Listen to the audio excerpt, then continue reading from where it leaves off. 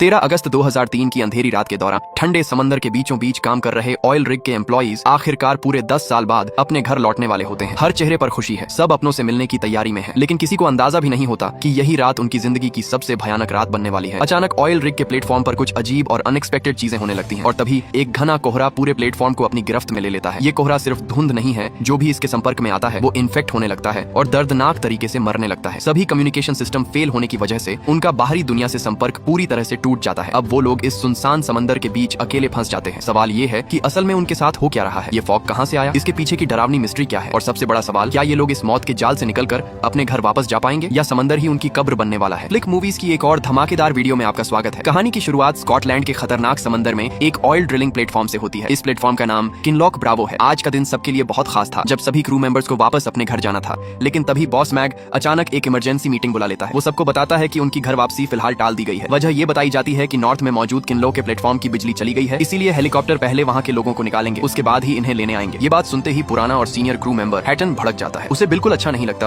और वो खुलेआम मैग से बहस करने लगता है। वो पूछता है कि आखिर कब तक इंतजार करना होगा। मैग कहता है कि अभी कोई तय तारीख नहीं है, बस उन्हें धैर्य रखना होगा और तब तक अपना काम करते रहना होगा। लेकिन उसकी बात पूरी भी नहीं होती कि प्लेटफॉर्म की बिजली सप्लाई में गड़बड़ी शुरू हो जाती है। मैग बताता है कि ये कोई ड्रिल नहीं है, सब लोग तुरंत अपने सेफ्टी कपड़े पहने और असेंबली पॉइंट पर पहुंचे। थोड़ी ही देर में सभी वहां इकट्ठा हो जाते हैं और प्लेटफॉर्म की बैकअप बिजली चालू कर दी जाती है। इसी दौरान अनुभवी कर्मचारी एल्विन जब दो प्लेटफॉर्म को जोड़ने वाले ब्रिज से गुजर रहा होता है तो उसे कुछ गड़बड़ लगती है। वो देखता है कि थोड़ी दूरी पर मौजूद सी जोन वाला प्लेटफॉर्म आग की लपटों में घिरा हुआ है। वो अभी इस सदमे से उबरा भी नहीं होता कि जिस लोहे की रेलिंग को वो पकड़े होता है वो जोर जोर से कांपने लगती है। डर के मारे एल्विन तुरंत भागकर दूसरे प्लेटफॉर्म की तरफ जाता है। उधर मैग और बाकी लोग भी सी जोन की हालत देख लेते हैं। वे रेडियो से संपर्क करने की कोशिश करते हैं, लेकिन कोई जवाब नहीं मिलता क्योंकि पूरा कम्युनिकेशन सिस्टम फेल हो चुका होता है। एल्विन कंट्रोल रूम में पहुंचकर मैग को सारी स्थिति बताता है। ड्रिलिंग सिस्टम से हाई प्रेशर अलार्म बज रहा होता है। वो साफ कहता है कि अगर सिस्टम तुरंत बंद नहीं किया गया तो हालात बहुत खतरनाक हो सकते हैं। मजबूरी में ड्रिलिंग रोक दी जाती है और सी जोन की आग पर किसी तरह काबू पा लिया जाता है। इस फैसले से सीनियर मैनेजर रॉस नाराज हो जाती है। उसे लगता है कि इससे कंपनी को भारी नुकसान होगा। मैग उसे दो टूक जवाब देता है कि अगर तुम्हें हदें पार करनी है तो ठीक है, लेकिन यहाँ मेरी जगह खड़े होकर फैसले तुम नहीं करोगे। अगर काम नहीं रोका गया तो यहाँ लोगों की जान जाएगी। रॉस चुप हो जाती है। सबको लगता है कि ये बस एक छोटा सा हादसा था, लेकिन असल में ये तो बस शुरुआत थी। थोड़ी ही देर में पूरा प्लेटफॉर्म फिर से जोरदार तरीके से हिलने लगता है। डर के मारे सभी लोग पास की रेलिंग पकड़ लेते हैं और हिल भी नहीं पाते। काफी देर बाद जाकर कंपन रुकती है। मैग समझ जाता है कि मामला इतना सीधा नहीं है। वो मेनलैंड से मदद मांगना चाहता है, लेकिन अब भी कोई सिग्नल नहीं मिलता। इसी बीच अचानक उसकी आंखें फैल जाती हैं, क्योंकि सामने समुद्र के ऊपर एक बेहद घनी और मोटी धुंध दिखाई देती है जो बहुत तेजी से उनकी ओर बढ़ रही होती है। कुछ ही देर में अजीब तरीके से पूरी समुद्री सतह उस धुंध से ढक जाती है। बाहरी दुनिया से संपर्क करने के लिए मेंटेनेंस टीम लीडर फुलमर और उसका डिप्टी बाज बाहर जाकर हालात चेक करने का फैसला करते हैं। जब बाज आधा रास्ता चढ़ चुका होता है तो उसे एक बहुत ही अजीब आवाज सुनाई देती है। वो फुलमर को आवाज देता है, लेकिन कोई जवाब नहीं आता। धुंध इतनी घनी होती है कि उसे फुलमर दिखाई ही नहीं देता। मजबूरी में वो ऊपर चढ़ता रहता है और पैर फिसल जाता है। असल में वो आवाज सीगल्स की होती है। तभी फुलमर भी ऊपर पहुंच जाता है। दोनों टावर के ऊपर जाकर जांच करते हैं, लेकिन बाहर किसी तरह की गड़बड़ी नजर नहीं आती। सब कुछ ठीक होने के बावजूद सवाल ये था कि फिर कम्युनिकेशन क्यों बंद है। नीचे उतरते वक्त बाज से एक उपकरण गिर जाता है। फुलमर उसे नजरअंदाज कर आगे बढ़ जाता है, लेकिन बाज जब उसे उठाने जाता है तो देखता है कि पास में एक सीगल अधमरी हालत में पड़ी है। उसी समय रॉस को सिस्टम में एक और अजीब बात दिखती है। समस्या सिर्फ उनके प्लेटफॉर्म की नहीं होती, बल्कि पूरे समुद्री इलाके के सभी ड्रिलिंग प्लेटफॉर्म्स पर एक जैसी हालत बन रही होती है। इधर मैग और हैटन आपस में बात कर रहे होते हैं, तभी ऊपर से जोरदार टकराने की आवाज आती है। अगले ही पल ऊपर से गिरने वाला शख्स कोई और नहीं बल्कि बाज होता है। फुलमर खुद को दोष देने लगता है कि उसे पहले नीचे आना चाहिए था। इमरजेंसी ट्रीटमेंट के बाद किसी तरह बाज की जान बच जाती है, लेकिन उसकी हालत बेहद नाजुक होती है। अंदरूनी चोटें बहुत गंभीर होती हैं। उसे पूरी तरह बचाने का एक ही तरीका होता है, हेलीकॉप्टर से अस्पताल पहुंचाना, लेकिन इतनी घनी धुंध में ये नामुमकिन होता है। ऐसे में बाज एक तरह से मौत और जिंदगी के बीच फंस जाता है। हैटन गुस्से में होता है और मैग को दोष देता है कि उसी ने बाज को ऊपर भेजा था। लेकिन तभी जब सबको लगता है कि बाज नहीं बचेगा, वो अचानक होश में आ जाता है। उसकी लाल आंखों के सामने कुछ ऐसे दृश्य आते हैं जो उसने कभी पहले नहीं देखे थे। इधर गुस्से से भरा हुआ हैटन सीधे मैग के ऑफिस में घुस जाता है और बिना सोचे समझे उसे खरी खोटी सुनाने लगता है। वो पूरी तरह से बेकाबू हो जाता है। मैग इस बूढ़े और अनुभवी क्रू मेंबर से बहस नहीं करना चाहता, इसलिए चुपचाप ऑफिस से बाहर निकल जाता है। तभी हैटन की नजर मैग की टेबल पर रखे एक डॉक्यूमेंट पर पड़ती है। ये डॉक्यूमेंट किनलॉक बी जोन से जुड़ा एक ऐसा राज होता है जिसके बारे में किसी को भी पता नहीं था। थोड़ी ही देर में हैटन सब लोगों को इकट्ठा करता है और सबके सामने ऐलान करता है कि बॉस मैग शुरू से ही सबको धोखा दे रहा है। वो कहता है कि आज सबको घर लौटना था, लेकिन उन्हें जानबूझकर रोका गया। वजह हेलीकॉप्टर नहीं बल्कि कुछ और है। तभी मैग वहां पहुंच जाता है और हैटन से कहता है कि अभी लोगों को भड़काने का सही वक्त नहीं है, लेकिन हैटन रुकने वाला नहीं होता। वो अपनी जेब से एक कागज निकालता है और कहता है, ये मैं पढ़कर सुनाऊं या तुम खुद सबको सच बताओगे। आखिरकार मैग आगे आता है और सच्चाई बताता है। ऊपर बैठे लोग पूरे समुद्री इलाके के सभी ड्रिलिंग प्लेटफॉर्म्स को छोड़ने का फैसला कर चुके हैं। सिर्फ मशीनें ही नहीं बल्कि यहाँ काम करने वाले सभी लोग भी उनके लिए अब जरूरी नहीं रहे। मैग को इसीलिए चुप रहने को कहा गया था क्योंकि कंपनी ने अभी तक सही तरीके से प्लेटफॉर्म बंद करने की तैयारी नहीं की थी। रोते हुए मैग कहता है कि अब उसका बस एक ही मकसद है, सबको सुरक्षित घर पहुंचाना। लेकिन उसकी बात खत्म होते ही आसमान से राख जैसी बारिश होने लगती है। सब लोग हैरान रह जाते हैं। तभी गंभीर हालत में पड़ा बाज अचानक सबके पीछे खड़ा दिखाई देता है। ऐसा लगता है जैसे उसे सब कुछ पहले से पता हो, मगर किसी को सोचने का वक्त नहीं मिलता, क्योंकि इस समय सबसे जरूरी बात बाज की जान बचाना होती है। सवाल ये था कि क्या ये लोग इस भयानक आपदा से जिंदा निकल पाएंगे। इस हालात में उनके सामने दो बड़ी मुश्किलें होती हैं। पहली, ये अनजान और खतरनाक आपदा, और दूसरी, आपस में टूटता हुआ भरोसा। घनी धुंध पूरी स्कॉटलैंड की समुद्री सीमा को ढक लेती है। इसके बाद जब उसे मेडिकल रूम ले जाया जाता है तो वो कहता है कि उसे कुछ भी याद नहीं है, बस उसके दिमाग में एक अजीब सी आवाज गूंज रही है और उसने सिग्नल टावर पर कुछ देखा था। ये सुनकर नर्स केट डर जाती है और रॉस से पूछती है कि कहीं वो सच में खतरे में तो नहीं है। रॉस उसे भरोसा दिलाती है कि ये प्लेटफॉर्म अब तक दर्ज की गई सबसे ऊंची लहरों से भी ज्यादा मजबूत है। केट थोड़ी राहत महसूस करती है, लेकिन हकीकत इतनी आसान नहीं होती। उनके जाने के बाद बाज अपने हाथ की पट्टी खोलता है। उसके जख्म से खून बह रहा होता है, लेकिन ध्यान से देखने पर पता चलता है कि उसका खून खुद ही हिल रहा है, जैसे जिंदा हो। उधर रेस्ट एरिया में लोग नौकरी जाने के डर से परेशान होते हैं। तभी क्रू मेंबर लेक बाहर चमकती हुई लाइट्स देखता है। एल्विन पहचान लेता है कि ये समुद्र में मौजूद एक रिजर्व शिप का सिग्नल है। एल्विन लेक को ऊपर भेजता है ताकि वो सिग्नल को रिकॉर्ड करे और खुद मैक को खबर देने चला जाता है। लेक हेलीपैड पर पहुंचकर सारे सिग्नल नोट कर लेता है, लेकिन उसे नहीं पता होता कि मौत उसके बहुत करीब है। वो मैसेज डनविन को देता है, जो सबको रिजर्व शिप पर जाने की सलाह देता है, लेकिन रॉस को लगता है कि प्लेटफॉर्म ज्यादा सुरक्षित है। इस बार मैक भी उसी से सहमत हो जाता है। इसी बीच बाज के साथ एक और डरावनी बात होती है। उसकी बुरी तरह खराब हो चुकी आंखें अपने आप ठीक हो जाती हैं और हाथ का जख्म भी गायब हो जाता है। वो खुद घबरा जाता है। जैसे ही वो आईने में अपनी आंखें देखता है, उसे फिर से समुद्र के वो डरावने दृश्य दिखाई देने लगते हैं। वो एक कमरे में जाता है और ड्रिलिंग प्लेटफॉर्म के मैप को देखकर अचानक उसके मसूड़ों में तेज दर्द होता है। अगले ही पल वो काली खून की उल्टी करता है और उसके मुंह से एक सुनहरी दाढ़ बाहर गिर जाती है। उधर लेक राख से भरा हुआ वापस आता है और नहाने जाता है। कपड़े उतारते ही काली लिक्विड दीवार पर जा लगती है। वो देखता है कि उसके कंधे का सालों पुराना टैटू खुद ब खुद उतर रहा है। फिर उसके सीने का टैटू भी उतरने लगता है। पूरे शरीर में भयानक दर्द शुरू हो जाता है, खून बहने लगता है और थोड़ी ही देर में उसकी मौत हो जाती है। केट जब देखती है कि बाज गायब है तो वो मैग और रॉस को बताती है। मैग सीसीटीवी चेक करता है, लेकिन बाज कहीं नजर नहीं आता। असल में वो एक कमरे में बैठा अजीब हरकतें कर रहा होता है। एल्विन उसे देखकर हैरान रह जाता है, क्योंकि इतनी बड़ी चोट के बाद किसी का इतनी जल्दी ठीक होना नामुमकिन है। बाज खुद कहता है कि उसे तो मर जाना चाहिए था। एल्विन उसे हिम्मत देता है, लेकिन बाज जानता है कि ये सब बिल्कुल गलत और असामान्य है। वो कहता है कि उसे बाहर रोशनी में कुछ दिखाई दे रहा है। तभी फिर से वही डरावनी झलकियां उसके दिमाग में आती हैं और वो भाग जाता है। उधर क्रू मेंबर हीथर लेक के लिए खाना लेकर जाती है। दरवाजा खोलते ही लाश देखकर डर के मारे पीछे हट जाता है। केट को शक होता है कि उसकी मौत का रिश्ता उस राख से है। रॉस राख के सैंपल की जांच शुरू करती है। इसी दौरान फुलमर और एल्विन बाहर बाज को ढूंढते हैं। फुलमर का हाथ दरवाजे से कट जाता है, लेकिन वो इसे हल्के में ले लेता है। एल्विन को मन ही मन बहुत बुरा एहसास होता है और सच में उसका डर सही निकलता है। एल्विन का डर सही साबित होता है, क्योंकि हैटन चुपचाप अंदर आने वाले दरवाजे को जाम कर देता है। उसका मकसद साफ होता है। वो चाहता है कि किसी तरह बाहर SOS सिग्नल भेजने का वक्त मिल जाए। थोड़ी देर में फुलमर और एल्विन को इस हरकत का पता चल जाता है। जैसे ही रिजर्व शिप को सिग्नल मिलता है, शट वो पूरी रफ्तार से ड्रिलिंग प्लेटफॉर्म की तरफ बढ़ने लगती है। दोनों लोग दरवाजा खोलकर उसे रोकना चाहते हैं, लेकिन दरवाजा किसी भी हालत में नहीं खुलता। तभी फुलमर नोटिस करता है कि राख गिरनी बंद हो गई है। लेकिन क्या ये अच्छा संकेत था? बिल्कुल नहीं। एल्विन फुलमर से कहता है कि वो यहीं रहकर आवाज देता रहे, जबकि वो कोई दूसरा रास्ता ढूंढता है। कुछ ही देर में फुलमर की आवाज सुनकर मैग वहां पहुंच जाता है और हैटन की इस हरकत को रोक दिया जाता है। लेकिन अब एक नई समस्या खड़ी हो जाती है। इतनी घनी धुंध में अगर रिजर्व शिप प्लेटफॉर्म से टकरा गई तो भयानक हादसा हो सकता है। अब उनके पास किस्मत के भरोसे रहने के अलावा कोई रास्ता नहीं होता। उसी वक्त एल्विन बाहर फिर से बाज को देखता है। वो उसे अंदर ले जाना चाहता है, लेकिन बाज साफ मना कर देता है। वो कहता है कि उसे यहीं रुकना है। एल्विन को लगता है कि गिरने के बाद बाज का दिमाग खराब हो गया है, इसीलिए वो जबरदस्ती उसे अंदर खींचने की कोशिश करता है। लेकिन अचानक बाज उसे रेलिंग पर धक्का दे देता है। उसकी ताकत किसी आम इंसान जैसी नहीं लगती। अगले ही पल एल्विन का दम घुटने लगता है। उसके मुंह से समुद्री पानी निकलता है और वो जमीन पर गिर पड़ता है। उसी समय रिजर्व शिप प्लेटफॉर्म के बेहद करीब आ जाती है। बाज भागकर वहां से दूर चला जाता है। डनविन अपनी जान जोखिम में डालकर एल्विन को खींचकर अलग ले जाता है। शुक्र है कि बड़ा जहाज प्लेटफॉर्म से नहीं टकराता। आखिरी पल में वो दिशा बदल लेता है, लेकिन एल्विन उस हमले से नहीं बच पाता। मैग उसे बचाने की पूरी कोशिश करता है, मगर वो मर चुका होता है। एक ही दिन में 2 लोगों की मौत मैग को अंदर से तोड़ देती है। इधर रॉस को आखिरकार एक बड़ा सुराग मिल जाता है। वो राख के सैंपल में पानी की एक बूंद डालती है और तुरंत ही उसके सूक्ष्म कण हिलने लगते हैं। फिर वो अपने अंगूठे पर हल्का सा जख्म करती है और खून की एक बूंद सैंपल पर गिराती है। इस बार राख के कण और ज्यादा तेजी से एक्टिव हो जाते हैं। रॉस समझ जाती है कि राख के अंदर मौजूद कण जिंदा ऑर्गेनिज्म है और राख बस उनका जरिया। सिर्फ छूने से शायद संक्रमण न हो, लेकिन अगर कोई लंबे वक्त तक इसके संपर्क में रहे, इसे सांस के जरिए अंदर ले ले या फिर खुले जख्म के साथ इसके संपर्क में आए तो संक्रमण हो सकता है। ये सुनते ही एक नाम सबके दिमाग में आता है, फुलमर, जिसके हाथ में कट लगा था। सवाल ये था कि अब उसके साथ क्या होगा। इसके बाद रॉस एक तरीका सुझाती है कि सभी क्रू मेंबर्स के खून के सैंपल लिए जाए और उन्हें बाज के खून के साथ मिलाया जाए। अगर किसी में रिएक्शन नहीं होता तो वो संक्रमित नहीं है। मैग को ये तरीका सही लगता है और वो रॉस को आगे बढ़ने की इजाजत देता है। इधर फुलमर गलियारे से गुजर रहा होता है, तभी वो मेडिकल रूम के बाहर गिरी 2 A4 शीट्स देखता है। अंदर झांकता है तो देखता है कि बाज वहां कुछ ढूंढ रहा है। फुलमर उसे आवाज देता है। बाज घबरा जाता है। फुलमर उसे शांत रहने को कहता है और कोई और गलत कदम न उठाने की सलाह देता है। बाज टूटे हुए मन से कहता है कि वो ऐसा नहीं करना चाहता, लेकिन उसके दिमाग में लगातार आवाजें आ रही हैं जो उसे कंट्रोल कर रही हैं। वो कहता है कि जब उसने एल्विन को मारा तब भी उसका दिमाग बिल्कुल खाली था। उसे खुद नहीं पता था कि वो क्या कर रहा है। फिर वो कुछ ऐसा कहता है जिससे फुलमर पूरी तरह सन्न रह जाता है। बाज जवाब देने के बजाय फुलमर के कटे हुए हाथ को देखता है। तभी रॉस कमरे में आ जाती है। जैसे ही वो देखती है कि बाज खून का सैंपल लेकर भाग रहा है, वो घबरा जाती है और उसे रोकने की कोशिश करती है, लेकिन बाज पागलों की तरह भाग निकलता है। रॉस उसे पकड़ने की बात करती है,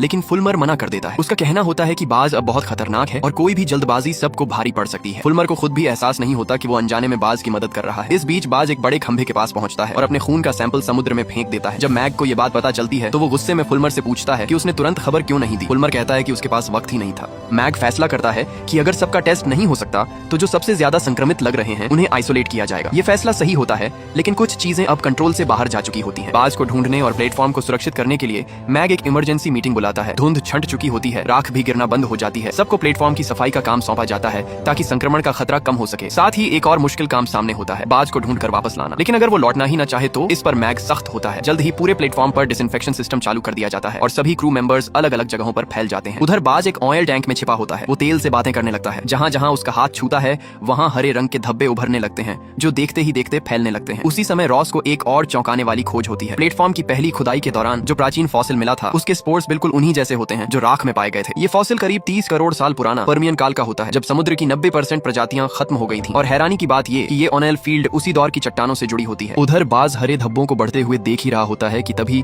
क्रू मेंबर गारो अचानक ओनाइल टैंक का दरवाजा खोलकर अंदर आ जाता है। बाज फौरन छिप जाता है। गारो जैसे ही टैंक के अंदर का नजारा देखता है उसकी हालत खराब हो जाती है। हर तरफ फैली हरी चिपचिपी परत और अजीब सी हरकतें देखकर वो पूरी तरह घबरा जाता है। वो मदद के लिए किसी को बुलाने ही वाला होता है कि तभी बाज उस पर हमला कर देता है। गारो की चीखें सुनकर हैटन और डनविन दौड़ते हुए पहुंचते हैं। गारो कांपती आवाज में बताता है कि उस पर बाज ने हमला किया है। इतना कहकर वो मुंह से काला खून उगल देता है। उसी पल समुद्र के नीचे ड्रिलिंग प्लेटफॉर्म से जुड़ी जमीन में एक बहुत बड़ा छेद बन जाता है। पूरा प्लेटफॉर्म जोर जोर से कांपने लगता है। सिर्फ 2 दिनों में ये तीसरी बार होता है। हैटन देखता है कि ऑयल टैंक पूरी तरह हरे जैविक पदार्थ से भर चुका है। वहीं डनविन की नजर गारो के हाथ पर पड़ती है। उसका हाथ खून से लथपथ होता है और उसकी मुट्ठी में वही दाढ़ फंसी होती है जो उसने थोड़ी देर पहले उल्टी में निकाली थी। डनविन कुछ समझ पाता उससे पहले ही गारो हिलने लगता है। उसी समय ड्रिलिंग प्लेटफॉर्म की फ्लेयर टॉर्च अचानक बुझ जाती है। अब उसकी जगह जबरदस्त मात्रा में ज्वलनशील गैस निकलने लगती है। कंपन रुकने के बाद हालांकि प्लेटफॉर्म का खतरा अभी खत्म नहीं होता। फ्लेयर टॉर्च का इग्निशन सिस्टम पूरी तरह फेल हो चुका होता है। अगर फ्लेयर को समय रहते जलाया नहीं गया तो बाहर निकल रही गैस में नमी जमा हो जाएगी और पूरा प्लेटफॉर्म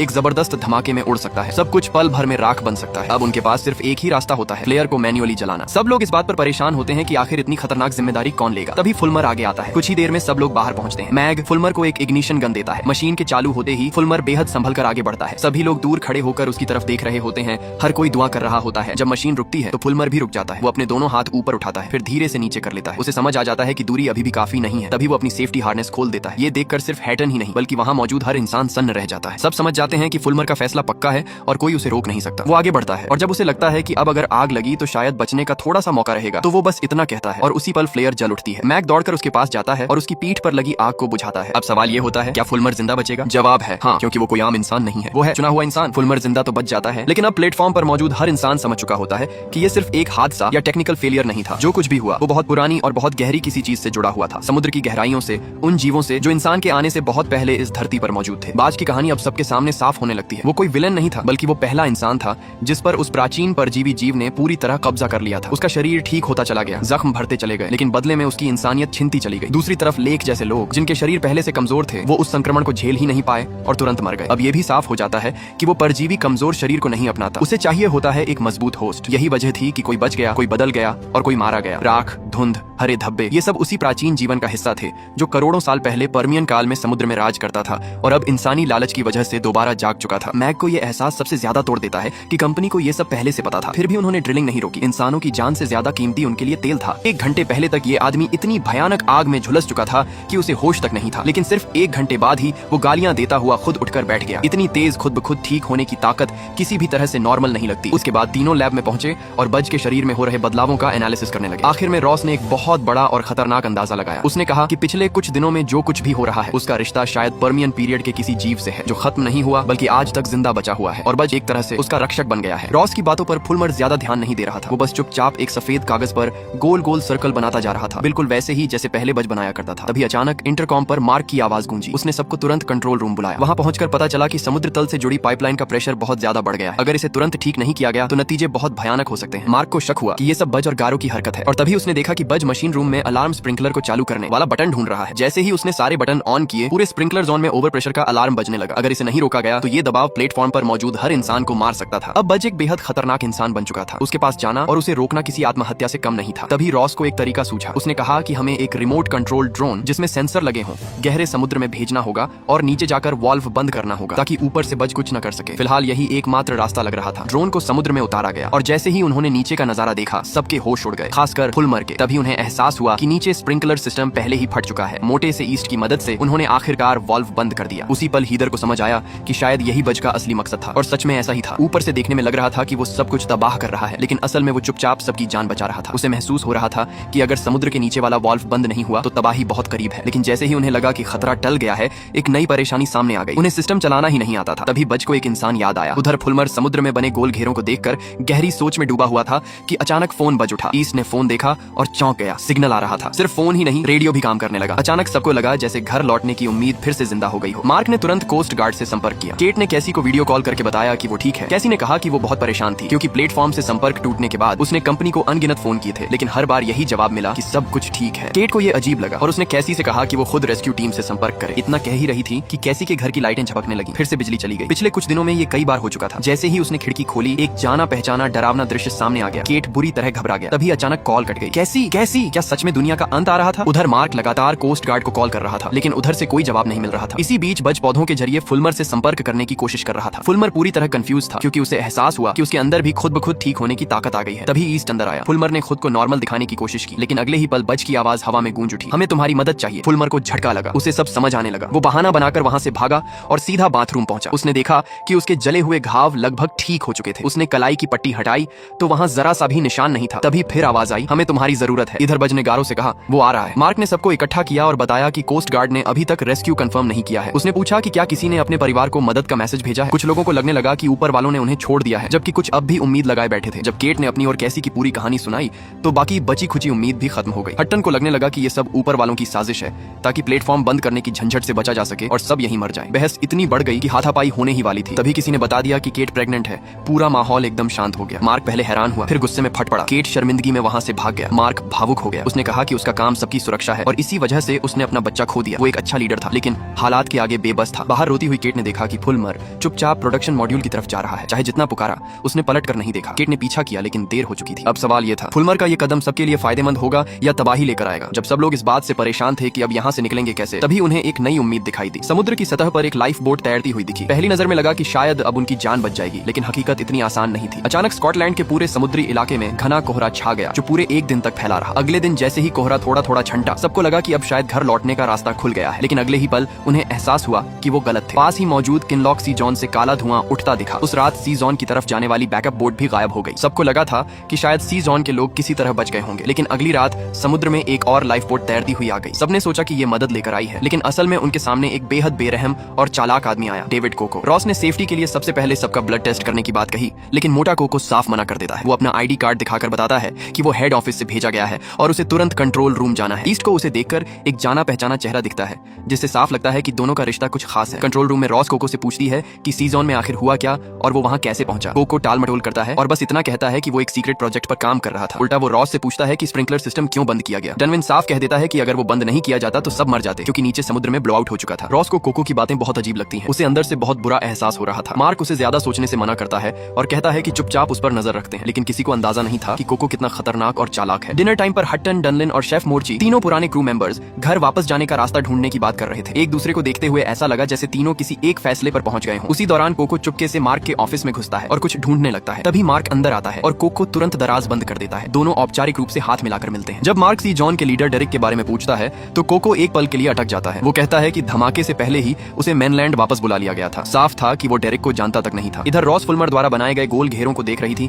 और समझ नहीं पा रही थी कि इनका मतलब क्या है। तभी केट की एक बात ने उसे सोचने पर मजबूर कर दिया। केट ने कहा कि ये किसी चार्ट की लेयर्स जैसे लगते हैं या पेड़ के तनों पर बने सालों के निशान जैसे। तभी रॉस को झटका लगा। उसे समझ आया कि ये गोल घेरे जीवन के जन्म और खत्म होने का संकेत है। उसी वक्त मार्क और कोको भी वहां पहुंच जाते हैं, लेकिन रॉस कोको को इग्नोर करके अपनी बात जारी रखती है। वो बताती है कि पहले उसे लगा था कि ये किसी स्ट्रक्चर का डिजाइन है, लेकिन असल में ये पेड़ के रिंग्स और धरती की परतों जैसे हैं। हर एक रिंग किसी एक युग को दिखाता है और इनके बीच की दूरी धरती पर हुए 5 बड़े महाविनाशों के टाइम से मेल खाती है, जैसे ऑर्डोविशियन, डेवोनियन, पर्मियन और बाकी। आखिरी रिंग आज के समय को दिखाती है। ये सुनते ही कोको का चेहरा उतर जाता है। तभी वो बोल पड़ता है और कहता है कि सी जोन की तबाही भी इसी वजह से हुई थी। उसके मुताबिक ये सब इन्फेक्टेड लोगों की वजह से हुआ। अब दोबारा ऐसा ना हो, इसके लिए वो चाहता है कि प्रोडक्शन मॉड्यूल में जाकर बज और उसके साथी को खत्म कर दिया जाए। मार्क ये सुनते ही भड़क उठता है। वो साफ कह देता है कि वो किसी को भी नुकसान नहीं पहुंचाने देगा। कोको को समझ आ जाता है कि यहाँ बात नहीं बनेगी, इसलिए वो वहाँ से निकल जाता है। लेकिन वो हार मानने वालों में से नहीं था। बाहर निकलते ही हटन और डनलिन उसके पीछे आ जाते हैं। कोको उन्हें बहकाते हुए पूछता है घर जाना है। घर लौटने की चाह में वो उसकी बातों में आ जाते हैं। कोको उन्हें समझाता है कि अगर अभी कदम नहीं उठाया गया तो पूरा प्लेटफॉर्म तबाह हो जाएगा। वो भरोसा दिलाता है कि किसी को नुकसान नहीं होगा। मजबूरी में तीनों उसकी बात मान लेते हैं। इधर फुलमर प्रोडक्शन मॉड्यूल पहुंच चुका था। वो बज से पूछता है कि वो आखिर कर क्या रहा है। बज बस इतना कहता है, हमें उसे बचाना है ताकि वो हमें बचा सके। कोको के कहने पर तीनों पुराने क्रू मेंबर सेफ्टी सूट पहनकर एक कंटेनर तक पहुंचते हैं। पासवर्ड डालते ही दरवाजा खुलता है और अंदर गैस से भरे सिलेंडर दिखाई देते हैं। उसी वक्त कोको कंट्रोल रूम में घुसकर सबको बाहर भेज देता है और पूरे प्लेटफॉर्म का फायर सिस्टम ऑन कर देता है। जैसे ही गैस सिस्टम के जरिए फैलती है, बज और फुलमर को हवा में मौजूद उस अजीब ताकत की कमी महसूस होने लगती है। जब तीनों निकलने वाले होते हैं तभी गारो सामने आ जाता है। वो सब देखकर कंफ्यूज हो जाता है। हट्टन उसे हटने को कहता है लेकिन गारो खून की उल्टी कर देता है। तभी डनलिन को समझ आता है कि उन्हें धोखा दिया गया है। मकसद बेहोश करना नहीं बल्कि मारना था। अब बहुत देर हो चुकी थी। गारो मर चुका था। हट्टन और मोर्ची बाहर निकल आते हैं लेकिन डनलिन को बाहर से दरवाजा बंद करके अंदर ही छोड़ दिया जाता है। ऑक्सीजन खत्म होते ही वो भी मर जाता है। इधर फुलमर गारो की लाश देखता है और उसी वक्त पौधे सूखने लगते हैं। जैसे ही वो सिस्टम बंद करने की कोशिश करता है वो भी जहर से गिर पड़ता है। बज की हालत भी कुछ ऐसी ही हो जाती है। उसी पल समुद्र के नीचे बना आखिरी रिंग बंद हो जाता है। मतलब अब तबाही शुरू हो चुकी थी। अब सवाल ये था कि जो लोग इस प्लेटफॉर्म पर फंसे हैं क्या वो जिंदा बाहर निकल पाएंगे या नहीं। पिछली घटनाओं के बाद ये साफ हो चुका था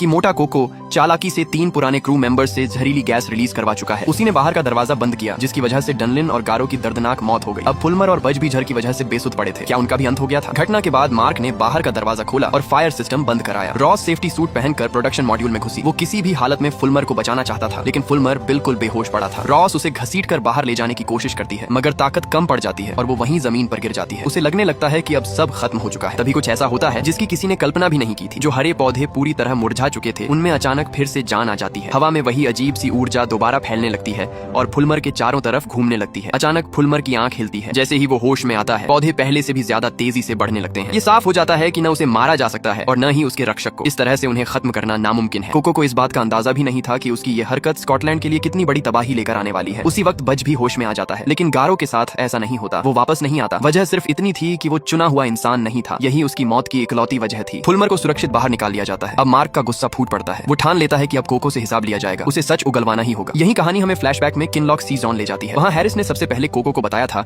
कि स्प्रिंकलर सिस्टम का प्रेशर खतरनाक लेवल पर पहुंच चुका है और अगर तुरंत बंद नहीं किया गया तो भयानक धमाका होगा। लेकिन कोको ने उसकी बात नहीं मानी। उसे पूरा भरोसा था कि प्रेशर अपने आप कम हो जाएगा। असल में वो धमाके को रोकना ही नहीं चाहता था। यही उसका मकसद था। कोको को लगा था कि इस धमाके से समुद्र के नीचे मौजूद वो रहस्यमयी जीव मर जाएगा लेकिन ये सिर्फ उसकी गलत फहमी थी। धमाके में सी जोन के बहुत से लोग मारे गए। इसके बाद उन्होंने किसी तरह सिस्टम बंद किया और कोको के कहने पर उस सीक्रेट एक्सपेरिमेंट से जुड़े सारे सबूत मिटा दिए गए। सबसे खतरनाक बात ये थी कि जब वो लोग लाइफ बोट से भाग रहे थे तब वो और लोगों को भी बचा सकते थे लेकिन कोको ने जानबूझकर नाव तुरंत रवाना कर दी। अब वापस मौजूदा समय में कोको से पूछताछ होती है। जब उससे पूछा जाता है कि उसने ये सब क्यों किया तो वो बिल्कुल ठंडे दिमाग से कहता है कि कंपनी का मकसद था समुद्र से आखिरी बूंद तक तेल निकालना। अगर लीकेज हो तो बंद करो, अगर रुकावट आए तो साफ करो और अगर कोई खतरा दिखे तो उसे किसी भी कीमत पर खत्म कर दो। वो साफ कह देता है कि ये कोई एक्सपेरिमेंट नहीं था बल्कि एक खत्म करने का मिशन था। जानबूझकर किया गया सफाया। असल सच्चाई ये थी कि हेड ऑफिस को पहले से पता था कि समुद्र के नीचे कोई बहुत पुराना और ताकतवर जीव मौजूद है। उन्होंने उसे नाम दिया था आदि पुरुष या प्रोजेनिटर। पिछले 6 महीनों से कंपनी उसे खत्म करने की कोशिश कर रही थी लेकिन हर बार नाकाम रही। यही वजह थी कि उन्होंने पूरा इलाका छोड़ने और सभी कर्मचारियों को रिटायर करने का फैसला कर लिया था। मार्क ये सारी बातें रॉस को बताता है। नतीजा साफ था। अगर आदि पुरुष को समय रहते नहीं रोका गया तो वो जमीन की तरफ बढ़ेगा और तबाही मचा देगा। लेकिन रॉस इस सोच से सहमत नहीं होती। उसे पूरा यकीन था कि आदि पुरुष को मारा नहीं जा सकता। ये कोई अंदाजा नहीं बल्कि सच्चाई थी। इसलिए वो फैसला करते हैं कि अब लड़ने की बजाय उसकी बात सुनी जाएगी। अगर जोर से नहीं तो समझदारी से। शायद अभी कोई रास्ता निकले। फुलमर आदि पुरुष से संपर्क करने की कोशिश करता है और इस बार उसे साफ साफ उसकी मौजूदगी महसूस होती है। उसे उसके गुस्से की झलक भी दिखती है। मार्क को लगता है कि इस तबाही को रोकने की चाबी शायद बज के पास है। वो आदि पुरुष का रक्षक है। तीनों मिलकर बज को ढूंढने निकलते हैं। उधर कोको एक बार फिर अपनी घटिया चाल चलता है। वो हैरिस को धमकाता है कि अगर जिंदा बाहर निकलना है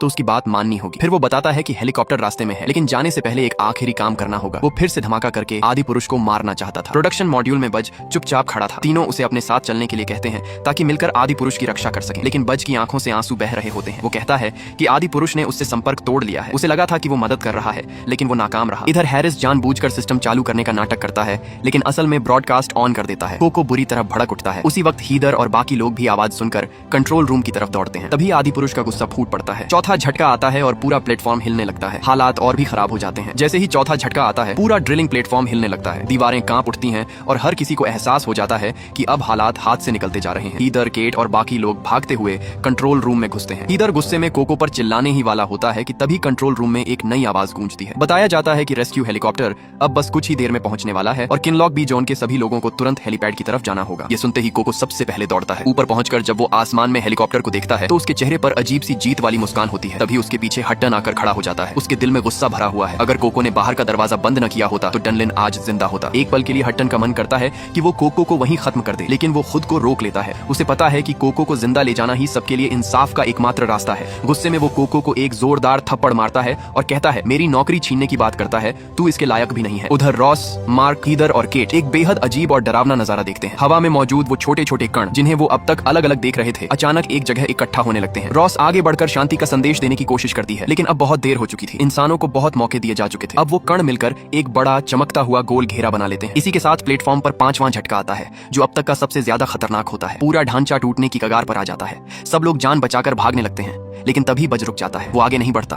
उसके चेहरे पर एक अजीब सा सुकून होता है। वो कहता है कि उसकी जिंदगी आदि पुरुष की वजह से ही बची है। अगर वो ना होता तो वो कब का मर चुका होता। इसलिए अब वो कहीं नहीं जाएगा। वो यहीं रहकर उसकी रक्षा करेगा। मार्क समझ जाता है कि बज का फैसला पक्का है। वो उसे और रोकने की कोशिश नहीं करता। लगभग सारे क्रू मेंबर हेलीकॉप्टर में बैठ चुके होते हैं। तभी हीदर समुद्र की तरफ देखते हुए अचानक जड़ हो जाता है। उसके चेहरे का डर सब कुछ बयां कर देता है। दूर समुद्र में एक बहुत बड़ी लहर उठ चुकी होती है, जो सीधे उनकी तरफ बढ़ रही होती है। रॉस और बाकी लोग भी उसे देख लेते हैं। वो समझ जाते हैं कि ये सिर्फ एक लहर नहीं है, बल्कि सुनामी है। और उससे भी डरावनी बात ये थी कि वो पहले ही किनलॉक सी जोन को तबाह कर चुकी थी। लहर के बिल्कुल पास पहुंचने से ठीक पहले हेलीकॉप्टर उड़ान भर लेता है। अगले ही पल वो विशाल लहर प्लेटफॉर्म से टकरा जाती है। बस कुछ सेकंड का फर्क था। अगर जरा सी भी देर हो जाती तो कोई भी जिंदा नहीं बचता। अब सवाल ये था कि क्या बज मर गया? शायद नहीं। ये मत भूलिए कि वो आदि पुरुष का सबसे वफादार रक्षक था। लहर आने से पहले ही वो उस चमकते हुए गोल घेरे के अंदर चला गया था। मुमकिन है कि वो किसी और ही दुनिया या किसी पैरेलल रियलिटी में पहुंच गया हो, जहां उसकी कहानी एक नए मोड़ पर चली गई हो। हेलीकॉप्टर में बैठे लोग भले ही जिंदा बच गए हों, लेकिन तबाही अभी खत्म नहीं हुई थी। केट को अचानक याद आता है कि ये विशाल लहर अब जमीन की तरफ बढ़ रही है और उसकी पत्नी कैसी ठीक उसी तट के पास रहती है। ये सोचते ही उसके पैरों तले जमीन खिसक जाती है। वो पूरी तरह टूट चुका होता है। तभी कोको एक और डरावनी बात कहता है, लेकिन वो बात क्या थी ये वो पूरा नहीं बताता। शायद उसका जवाब अब अगले सीजन में ही मिलेगा। केट का दिल बैठ चुका था। उसे अंदर से बहुत बुरा एहसास हो रहा था। कुछ ही देर बाद कैसी की तरफ जोरदार झटके महसूस होने लगते हैं। वो धीरे धीरे दरवाजे तक जाती है। बाहर देखते ही वो वहीं रुक जाती है। सामने वही विशाल लहर थी और यहीं पर इस सीरीज के पहले सीजन की कहानी खत्म हो जाती है।